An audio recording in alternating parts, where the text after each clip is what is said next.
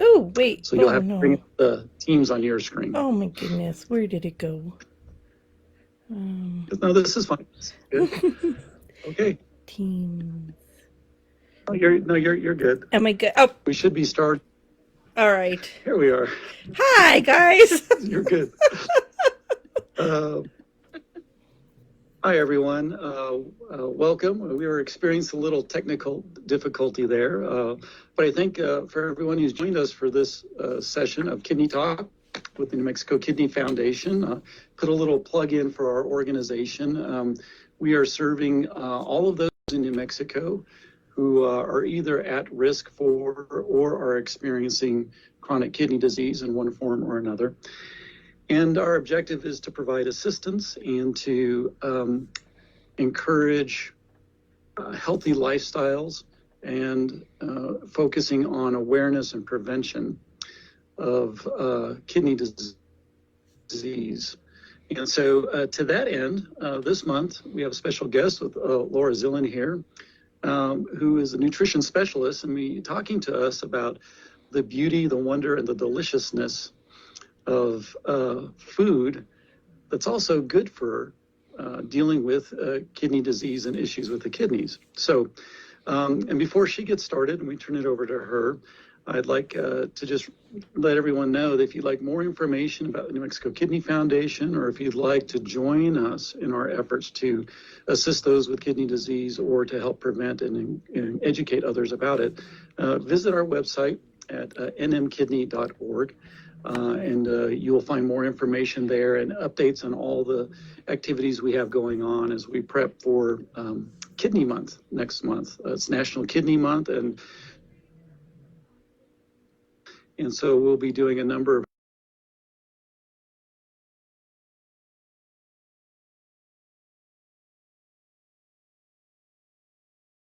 We're going to go ahead and turn it over to Laura, and if at any point you have questions, go ahead and use the chat feature in Facebook Live, and Leonda and I will be monitoring that, and we will then field those questions to Laura, and she will answer them at the end of the presentation. So go ahead and park your questions in the chat on Facebook, and with that, I'm going to turn it over to Laura and let her start sharing her screen. So thank you, Laura. Yeah, thank you for having me. So I'm going to share my screen and let's see how technology treats us.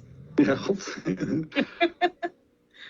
All right, so hopefully you are able to see my screen. Let's see my little PowerPoint. So far, so good? Looks great. All right.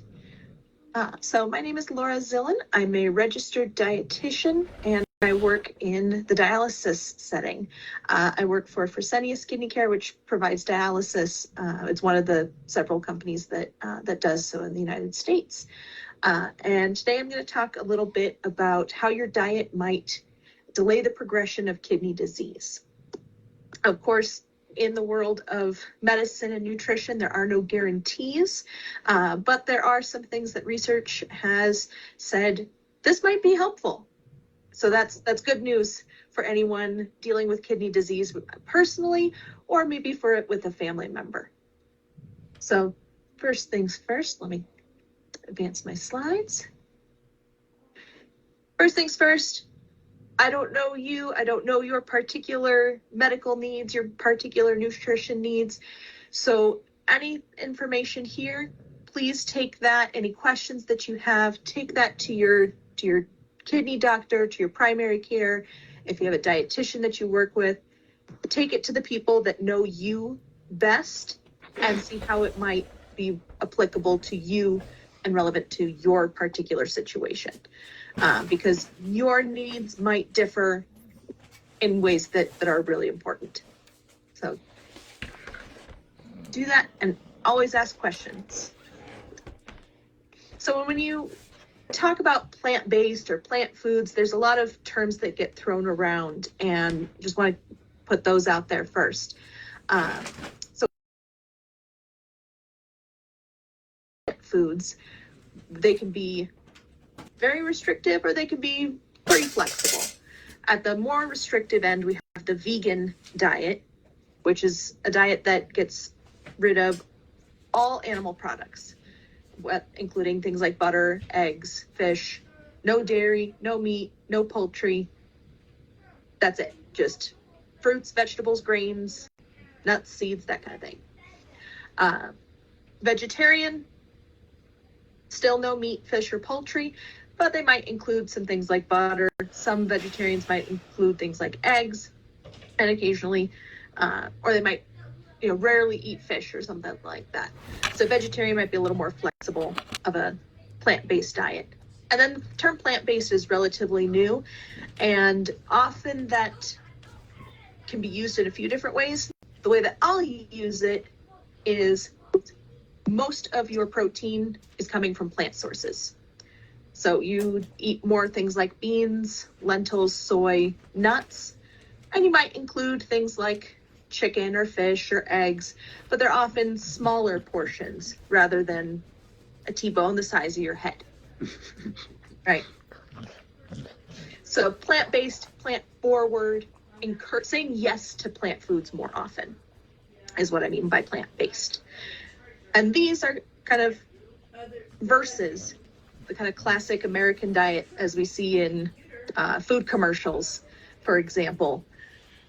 This diet emphasizes the inclusion of meat, particularly red meat, beef, as well as things like chicken, fish, etc.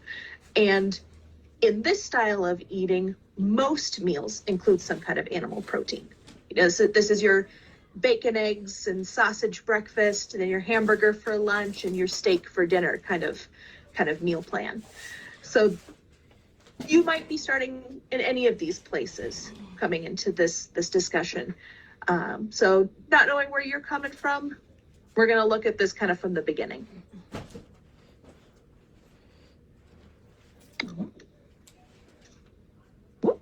I went too far.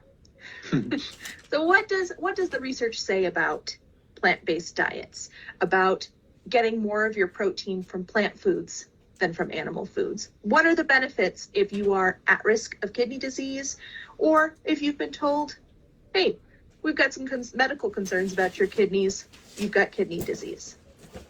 Well, there's a few things. One, a plant-based diet, when done in a kind of generally healthy way, may lower blood pressure, may lower cholesterol. Both of those may reduce your risk for heart disease. And our bodies are all connected. So when we're talking about kidneys and protecting those, we also want to talk about protecting your heart and your heart health. So those things go together. Also, diabetes and kidney disease often go together. So when we are protecting your kidneys and you have diabetes, that includes watching out for things like your blood sugars. And plant-based diets, when done, again, in a generally healthy way, have been shown to help with blood sugar management. We also have some concerns in kidney disease related to things like protein in your urine. And people who are following a plant-based diet tend to have less protein in their urine. There's the whole middle paragraph, there's a little spiel about acids that can build up in your blood. It's just a normal product of metabolism. But in kidney disease, it can go a little too far, and you can end up with too much of those acids. Well,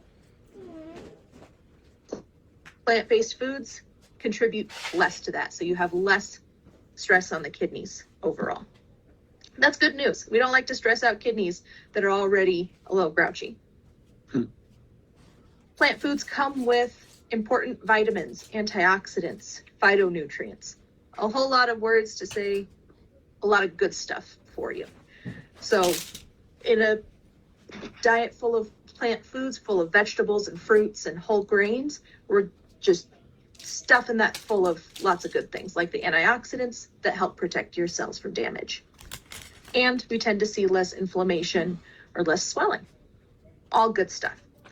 And this I got from all of this information is all based on the research that's out there. I copied these statements directly from kidney.org, and they've got several resources for kind of getting into the whys and hows of plant-based eating. Okay. So one thing that I see in my work in dialysis is people and their families being very concerned that there will be nothing left to eat on a renal diet, on a kidney diet. And they say, I've been told, don't eat this, don't eat that, all my favorite foods have been taken away from me. And there's a lot of concern that there's not going to be anything good to eat. And so I like to use this picture as an example of there's lots of good things still to eat. This is not an exclusive list, but it's a place that I like to start to show the kidney diet. I think of as an extension of a heart healthy diet. Because our heart health and our kidney health go together quite a bit. So we have things like paying attention to salt and sodium. Most people, everyone's different, but most people don't need a whole lot of salt or sodium in their diet. So taking it easy there is part of a heart healthy diet, also part of a kidney friendly diet. Encouraging things like fruits and vegetables, heart healthy and kidney healthy. Whole grains, so that's your whole wheat bread, brown rice, whole oats if you're making an oatmeal, whole wheat pasta if you're cooking some pasta. Whole grains, they have plenty of fiber, vitamins, lots of good stuff for both your heart health and your kidney health. And then in this picture, you might have already noticed that there's no meat, there's no fish, there's no poultry, there's no eggs, there's no cheese, but there's lots of other good stuff. So this might be an example of how somebody might do kind of the foundations of their vegan diet, where there's no animal products whatsoever. So if they need some fat for a recipe, they're going to use something like olive oil. If they're looking for some protein, they might reach for tofu or beans or nuts as their first options. In a heart healthy diet that's plant-based, but you've talked to your doctor and you say, I really enjoy things like fish or a nice little egg white omelet in the mornings. Maybe you've talked to your doctor and you guys have decided we want something a little more flexible, something a little more like this. So here we have a nice piece of salmon, which with those heart healthy unsaturated fats. We have some eggs, we have some grilled chicken breast, we have some Greek yogurt, which is nice and high in protein, and this one's lower in fat. So there might be some flexibility depending on your particular needs. And this is still a heart healthy, kidney friendly diet. So one thing that I like to encourage is kind of look at these, like if you were at the grocery store and you were going to pick out a couple ingredients for a quick meal. There's some good stuff here, right? So if I wanted to make, say, a stir fry, I grab 2 or 3 vegetables, I grab some brown rice, throw that in the pan with a little heart healthy oil, and boom, I've got dinner on the table. Mm-hmm. I've got a bowl of oatmeal here, throw some berries on top, throw in a few almonds or some walnuts, boom, heart healthy breakfast. So just by grabbing a few of these ingredients, we can still make familiar, delicious, and kidney-friendly meals without having to jump through a lot of hoops or learn a whole lot of new things. And that's really, in my practice, is really important, is finding things that are familiar to you when you're trying to take on something new, like eating for a kidney-friendly diet. Mm. So a lot of people ask about protein, and your protein needs, you definitely is something you want to ask your doctor about. Or if you have a dietitian that you can work with, that's a resource to go to. Everyone needs some protein. How much protein very much depends on your personal medical needs. So often people with kidney disease, later stages of kidney disease, as the kidneys are struggling to do all their jobs, we tend to ask people to eat less protein, because protein is a lot of work for your kidneys to process protein. On the other hand, you still need protein to do things like keep your muscles strong and keep those in good shape. Protein's one of the building blocks of your immune system. So we do still need some protein. This is where plant proteins have really come to shine because they put, as we saw earlier, less work on the kidneys. So if we can get you your protein from plant foods, we're able to feed you a little better. So those plant proteins are going to be things like beans and lentils, nuts and seeds, tofu, other soy products, and whole grains. Whole grains, we don't usually think of as having a whole lot of protein, but they can. You get a good hearty slice of whole grain, whole wheat bread. You might get 4 or 5 grams of protein and 4 or 5 grams of fiber. That's a pretty good deal for a slice of bread. When it comes to the plant meat replacements that are out there, I will not claim to be an expert in those. I will say some of them still contain plenty of sodium and saturated fat, the less heart healthy fat, as traditional meat products or other kinds of fast food. So this is one of those, you got to kind of read the labels, talk it over with your doctor or somebody. Just because it's a plant burger, is it a healthy burger? Or does it still have just as much salt and fat as a beef burger? Those are decisions that you've got to make for yourself, because I won't be there at the grocery store with you. When you are choosing your animal proteins, when we're concerned about the kidneys, we do tend to say, where you can, go easy on the red meat. The red meat's not going to be as heart healthy or as kidney friendly compared to something like white meat chicken, the leaner ground meats like ground turkey or ground chicken. Basically, leaner is going to be a better choice. And then when it comes to dairy, same thing. Lower fat dairy is going to be a little more heart healthy for you. And then the way you cook it matters. If you can grill, bake, if you're going to cook it in a pan, an option with minimal added fats. That's a little bit on protein. Potassium is another nutrient that people with kidney disease are often asked to pay attention to. Your needs will vary. Some people need more potassium, and so there you can see the top part of the image has some high potassium fruits, mostly fruits, a couple of vegetables. And the bottom portion has those have lower potassium per serving. It all depends. You might be on medications that help you pee, like Lasix. When you pee, you're peeing out more potassium. So you might be asked to eat more potassium-rich foods. Or your body may not be doing a good job of getting rid of potassium. And so you might be building up too much potassium. So this is one of those things where you've got to ask someone who knows you, your labs, your medical history, what's right for you. And then ask them, can you direct me to what are the high potassium foods I should be eating when I need more? Or what should I be avoiding when I need to be careful with potassium? Definitely something to ask about. So this is the fun part for me, because this is the what does this actually look like?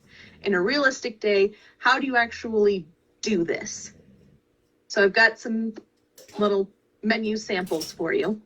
So maybe we start off the day with a hearty bowl of oatmeal and we put some fruit on top. This little recipe looks like they've got some seeds on there as well. So you could throw in some chia seeds if you want to get some more fiber and some more heart healthy plant fats in there. You could throw on some walnuts. It's up to you. There's a lot of classic combinations out there for oatmeal with some fruit and nuts. Then you might have a nice comforting bowl of chili. Vegetarian chili, pretty darn good. I didn't find any New Mexico chili pictures, but I'm sure we've got some cooks in the crowd who could give us a recipe or help us adapt one that's more plant forward and doesn't rely on meat for the basis of the chili. And then there's a nice vegetarian lasagna there. So we can see in here there's a little bit of dairy or a little bit of cheese in here, but these are recipes that look hearty and tasty, but they're not centered around meat. Got a few more for you. You might have a breakfast root vegetable hash, and this, you can put whatever vegetables in there you like.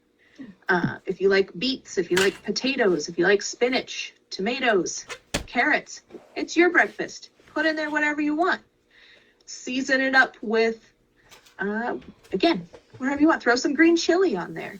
Throw some kind of breakfasty kind of spices, like cinnamon and cloves, and have it kind of smoky flavored. If they're not, you can't see us. It's your breakfast. Do what you want. I threw on a little egg white there for you as well. Maybe in the middle of the day, we have a sandwich. Who doesn't like a sandwich?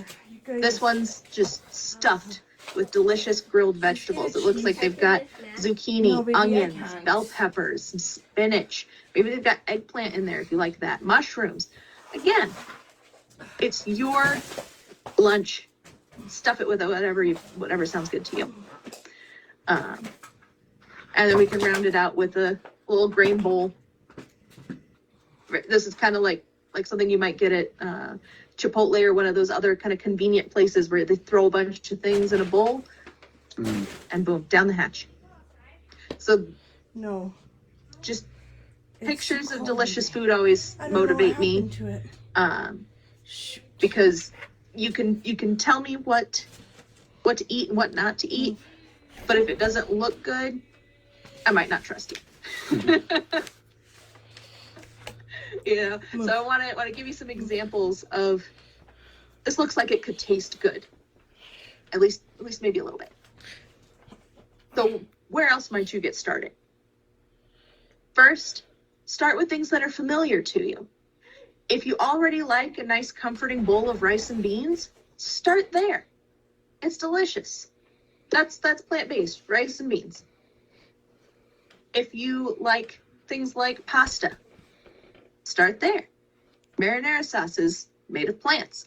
We can throw in some additional plants. Throw in some extra bell peppers. Throw in some mushrooms. Delicious. Then start making it part of your routine. You may have heard of Meatless Monday. So that's where that day you just don't eat any meat. Maybe you start with Meatless Monday dinner, and that's it. Just one meal out of the week. Whatever works for you for kind of starting a routine, that can be a way to get and kind of build those habits. And then you don't have to come up with all the ideas on your own. There are many people out there already eating plant-based foods, that are already eating vegetarian dishes. There's various cultures that's how they already eat. So they already figured out how to make it delicious. You just get to borrow from their expertise. There's also people online. So I gave this example. I did a quick search.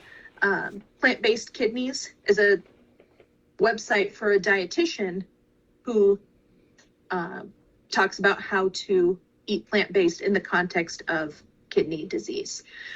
So she might be especially helpful for you.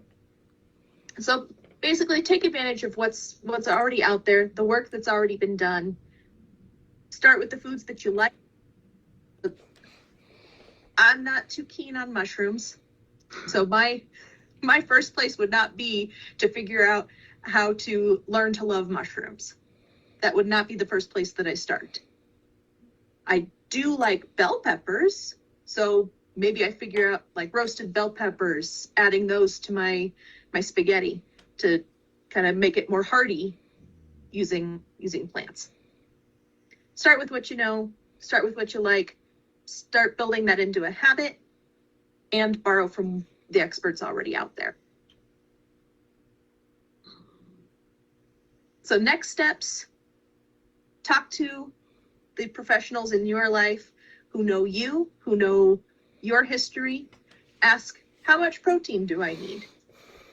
If you're not eating things like beef and pork and chicken every day, what does that look like in terms of how much protein you should be trying to get? How many servings of beans and nuts and so on does that turn into? And is a plant-based diet a good choice for you? Not knowing you, I can't say that for certain, but the medical professionals who know you would be better poised to answer that question. And then, are there any other nutrition needs that you should consider? I talked about potassium briefly. Is that something that you need to pay attention to right now? Is it something you might pay attention to in the future?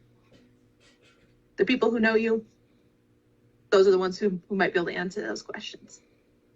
So these are questions you might take to your next kidney doctor visit.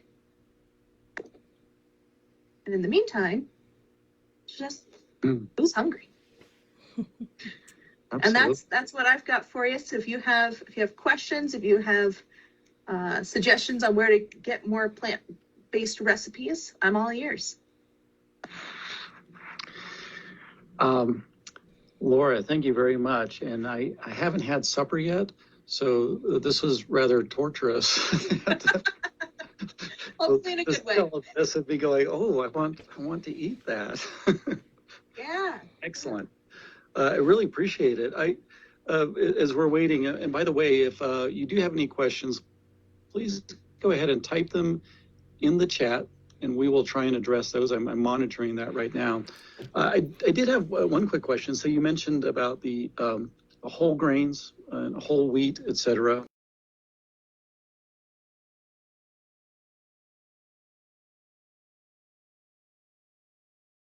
Packaging.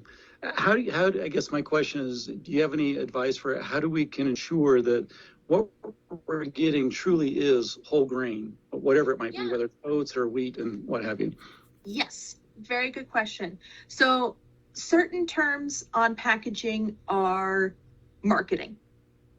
Yeah, okay, natural, for example. Natural, there's no reliable legal definition for what that's going to get you.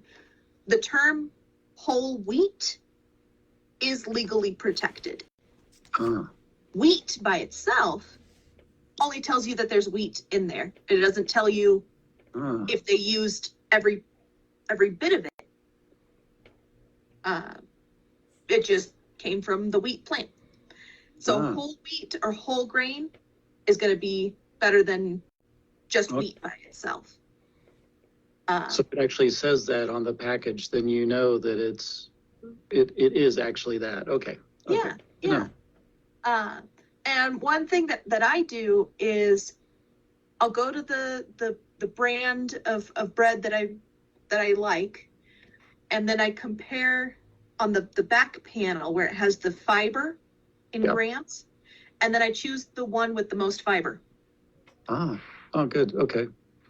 And sometimes you might also want to look at the sodium and try to find that mashup between higher fiber and lower sodium. And if you don't want to try and keep all the numbers in your head, just go, all right, I like this brand of bread. Of the ones that they sell, which one has more fiber and less sodium? It's initially, I think it can be hard, but once you've identified those products, and then you can zoom through the grocery store, I imagine, pretty quickly.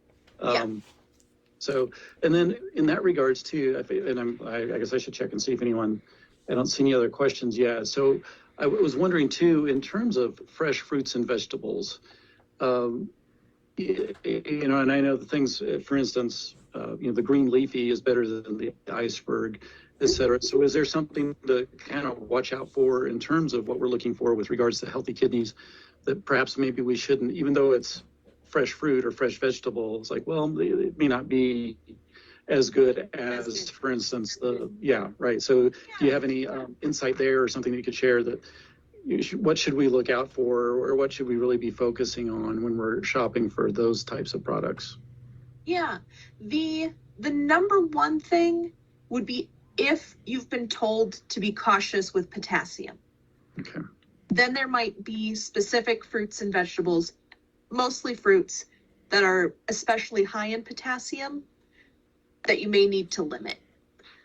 Otherwise, especially if I'm talking to somebody who comes from like a meat and potatoes family, like on that slide where we have the classic American diet, it's a vegetables optional. If that's like the home that you grew up in and you're just learning to explore fruits and vegetables, unless you've been given by your doctor specific things to avoid, get in there. just that get makes in sense. there and start trying it.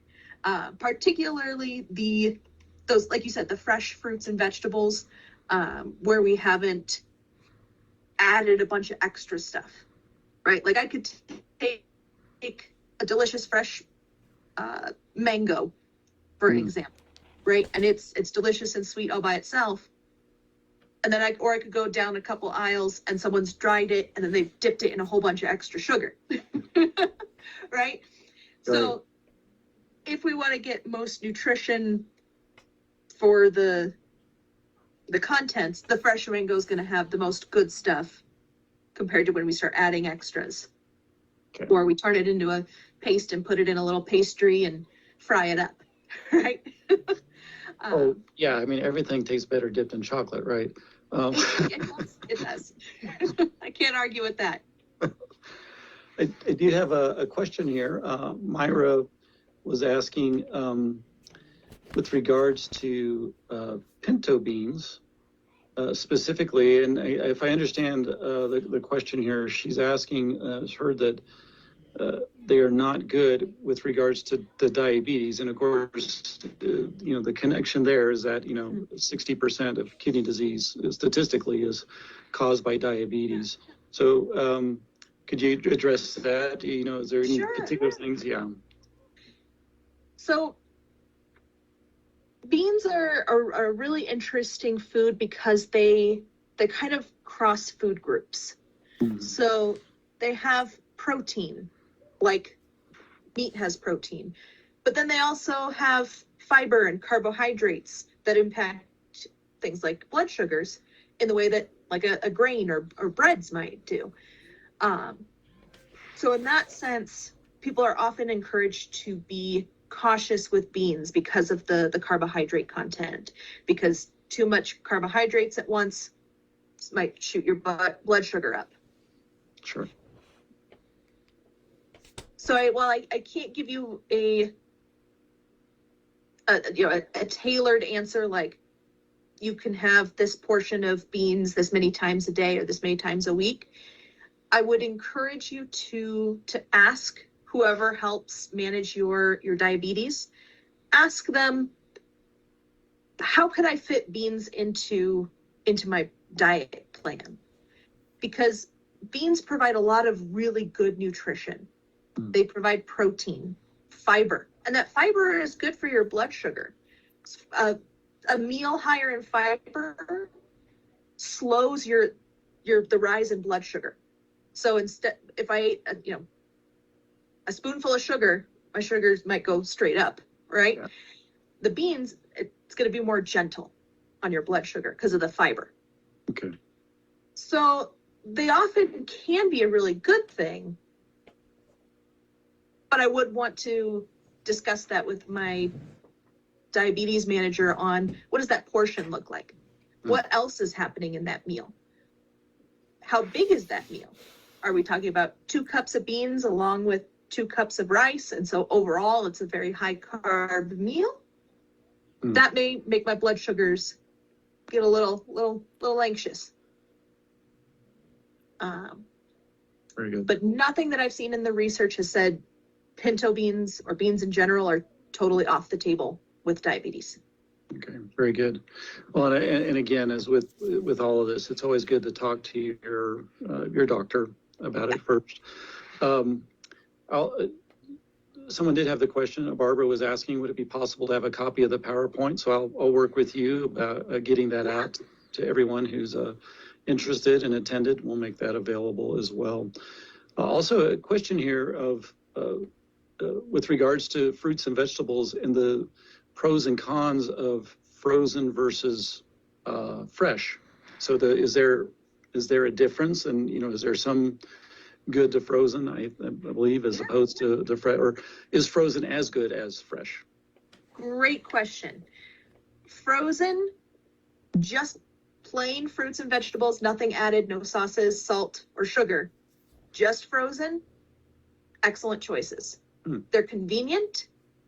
When they are frozen, they're frozen like at their peak of fresh. So they're like, the production factory is like right off the farm. So it goes farm, they get cleaned, they get frozen, boom, right there.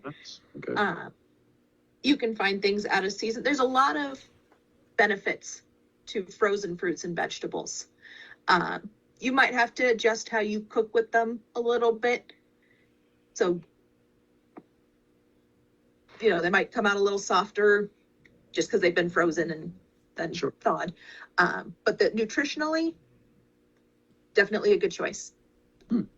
That's good. No, I wasn't sure. I just always assumed that, canned and fruit or canned and frozen don't match up nutritionally with that's interesting. Okay. Yeah, well, a lot of people believe that. Yeah. But it's just like if you cut up broccoli and put it in your own freezer, but they're able to freeze it much more quickly. Very interesting. Well, good. Well, that's all. I'll give folks, if there's any more questions, I'll give you a second while I do one more plug for the Kidney Foundation. And before I do that, Laura, really thank you. I joked that it did make me hungry, but it's fascinating. You look at that and, it doesn't have to be the classic, hamburger and fries. In fact, seeing what you were talking about, it's like that was more appealing to me than thinking of going to McDonald's. So that's really encouraging. And I also appreciated your discussion about how, starting with heart healthy and, moving into the kidney healthy, that there's a lot of overlap there. So that's very encouraging that there's perhaps multiple benefits. So I appreciate that.